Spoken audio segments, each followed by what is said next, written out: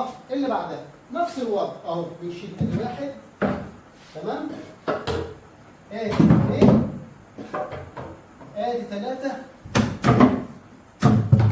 نلاقي معاك برضه نفس الوضع والمفتاح بتاعنا الجميل، نحطه كده بالشكل ده ونفتح الضرفه بتاعتنا، تلاقي الليد بروفايل بتاعنا برضه شغال زي ما انتم شايفين، الاضاءه، وطبعا الغرف كلها زي ما قلت لكم متحركه، والضرفه بتاعتنا بتقفل وتفتح بكل سهوله وبكل بساطه زي ما انتم شايفين. نقفل كده بنفس الشكل ونحط المفتاح بتاعنا ونرجع لايه؟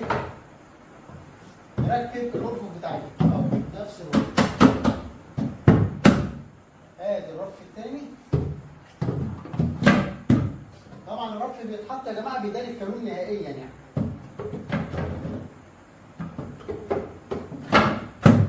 تمام يا شباب؟ كده انا وريت